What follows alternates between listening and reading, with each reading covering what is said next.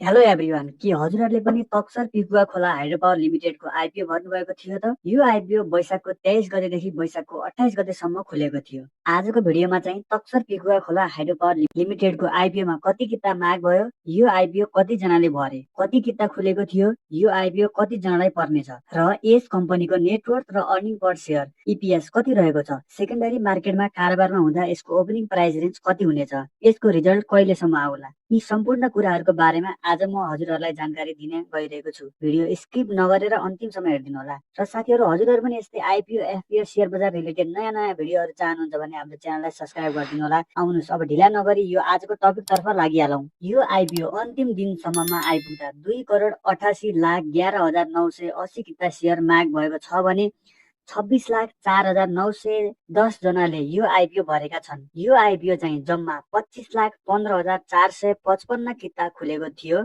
10 किताको दरले 2,51,545 जनालाई यो आइपिओ पर्नेछ। अब यो कम्पनीको नेटवर्थ र इपिएस बारे कुरा गर्ने हो भने यो कम्पनीको आर्थिक वर्ष 2081-82 को अडिट रिपोर्ट अनुसार यसको प्रति शेयर नेटवर्थ भनेको 100.7 रहेको छ भने यसको प्रति शेयर आम्दानी अर्थात् इपिएस भनेको -0.72 रहेको छ।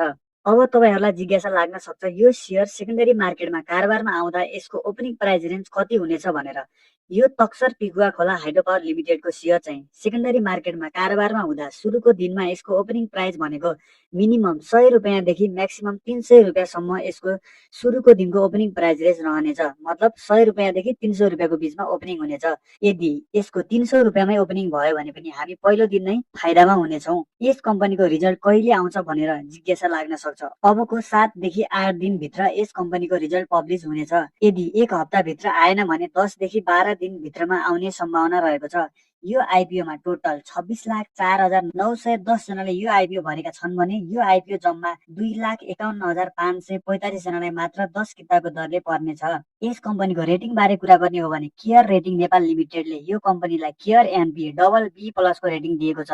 यसको रेटिङले कम्पनीमा मध्यम स्तरको जोखिम रहेको जनाउँछ। यसको अर्थ कम्पनीले अहिलेको लागि ऋण तिर्न सक्ने अवस्था देखिन्छ, तर यसको आर्थिक अवस्था धेरै मजबुत वा उच्च सुरक्षित स्तरको भने छैन। सरल भाषामा यो कम्पनी ठिकठाक छ, तर धेरै स्ट्रङ फाइनान्शियल कम्पनी भन्ने होइन। सो आजको भिडियो यति नै थियो। हजुरलाई कस्तो लाग्यो? यस्तै IPO FPO share market related भिडियोहरुका लागि च्यानललाई सब्स्क्राइब गरिदिनु होला। Thank you.